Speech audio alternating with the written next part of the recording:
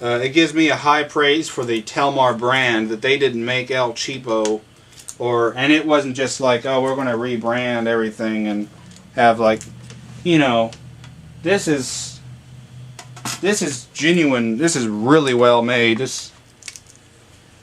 When they made this thing, they meant business. Is this still recording? It's been 31 minutes.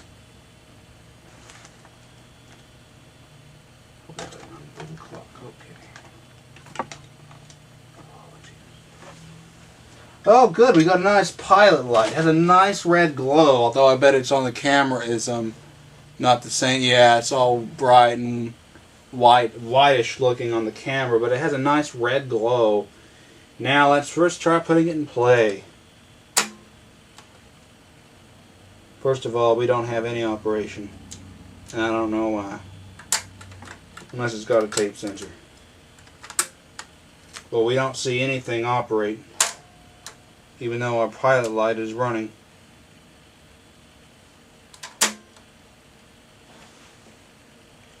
I don't hear anything out of the amplifier either. So I don't know if there's something missing. Take that off. I don't see any tape sensors.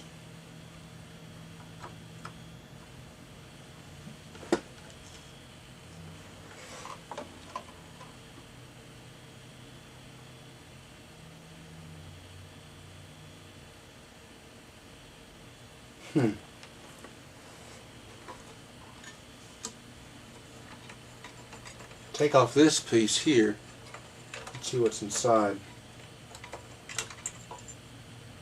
That's where the batteries go.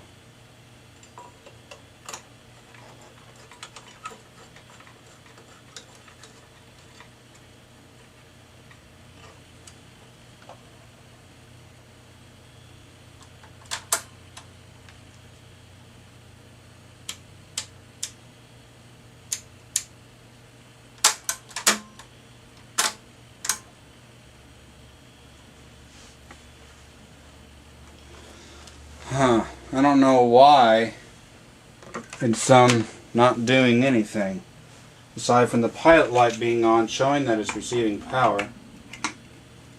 It's not the amplifier's not coming on, and the motor's not running.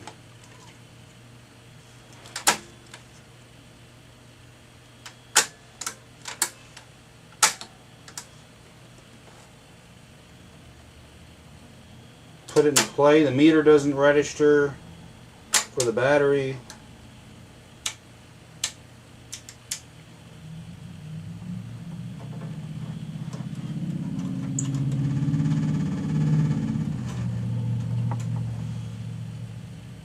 Oh, I wonder. There's a DC AC switch in there, and it was set on DC. Okay, that would probably explain a lot. Now let's try it. There.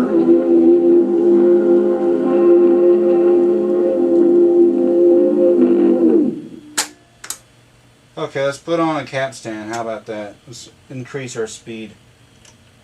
I'm blocking it with my head.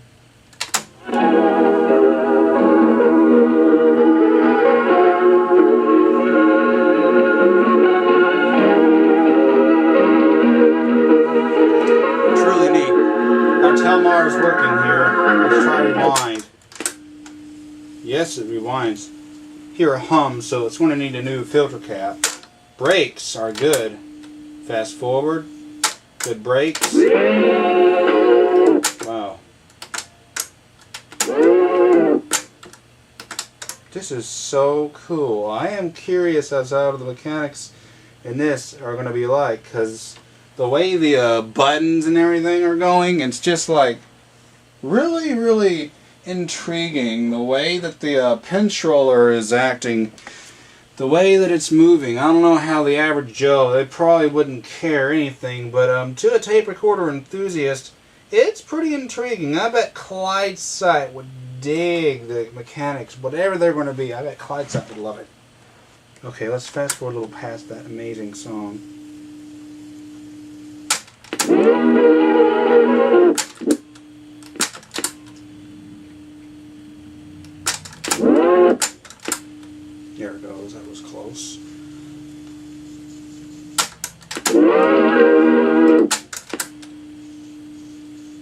by hearing that hum, it lets me know I need a new filter cap.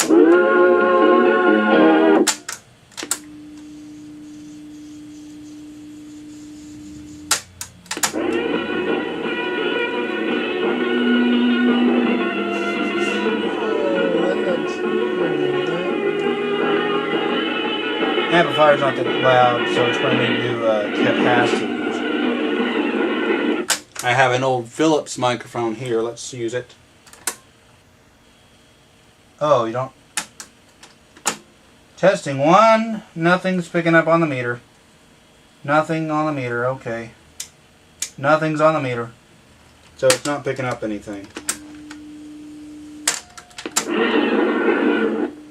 Erases though. So the bias is working.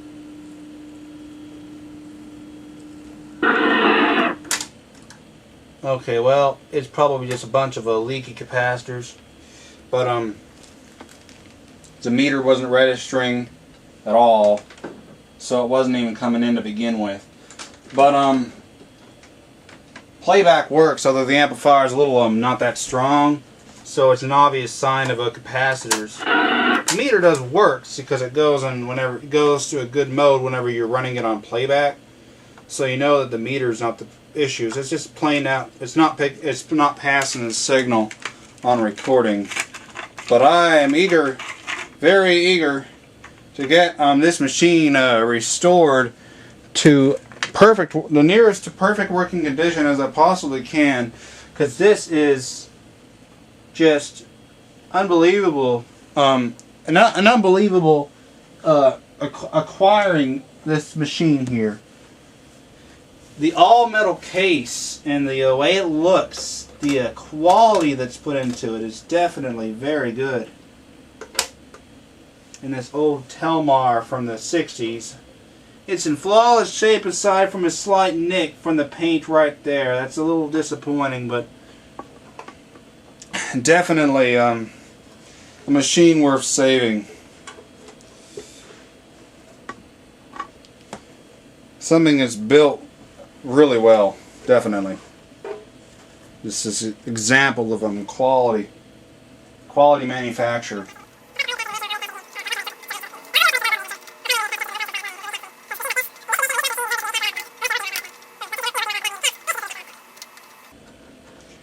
The serial number is 5393, so it's only a 4-digit serial number. Gives an idea to how many of these machines were actually made. This machine could be rather rare. Might have been less than 10,000 of these manufactured in its day.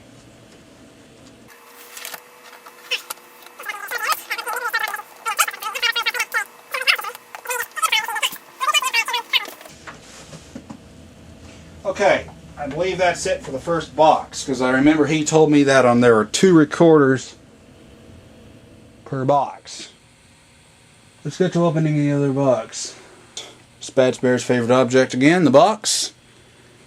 Nintendo box, as Spats Bear would say. And now let's open this up. Using these elementary school type scissors. I'm sure I used this same pair in elementary school. The scissors. So this will contain the Iowa and the transit tape. The transit tape being the oldest of these recorders, being from 1959.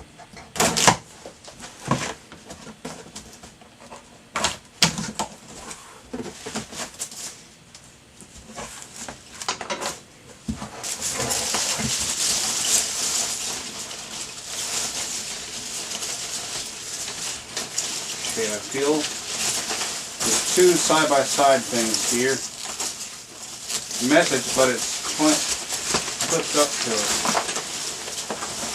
A lot lighter than the others. Spare guts for Steelman if you need any parts off it. Okay, so first we'll look at a gutted out Steelman here. There. This is a gut for the Steelman transit tape. This isn't the full Steelman transit tape. But I have another Steelman Transit tape in there that is full. So first to be able to get a first-hand view of the internals of a Steelman Transit tape type tape recorder. So that will be a thing to see.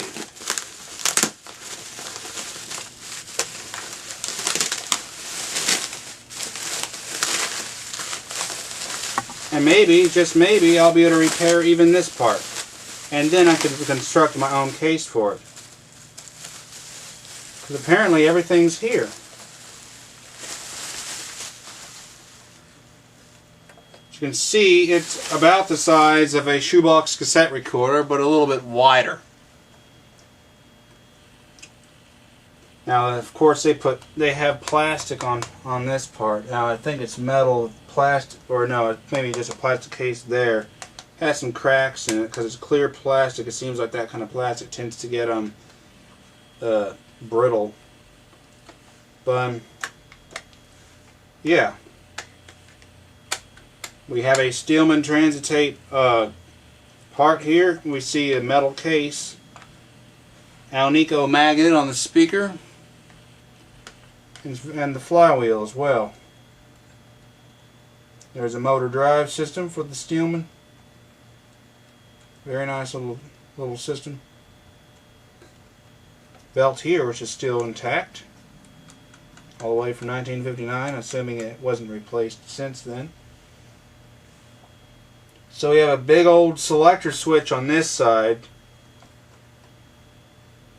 So yeah, this is just it looks complete. It looks like the only thing missing is the knobs on the side and the actual case.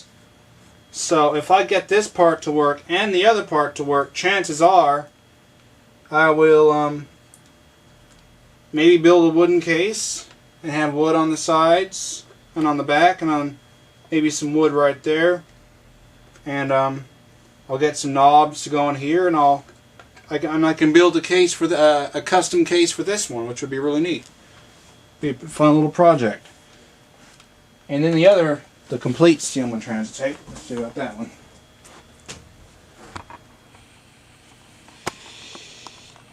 Okay.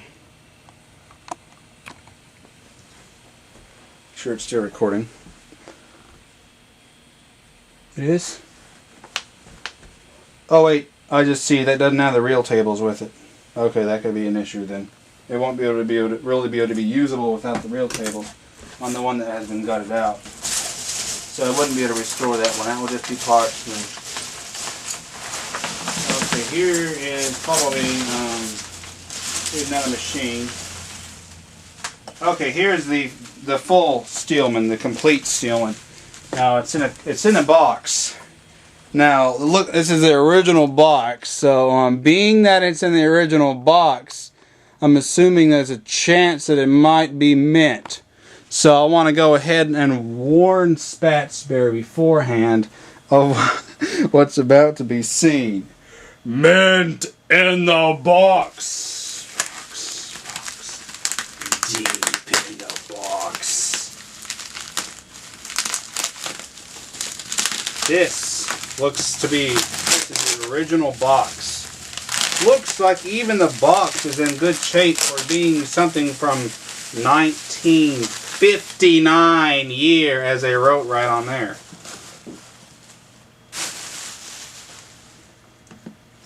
Look at the box. Okay.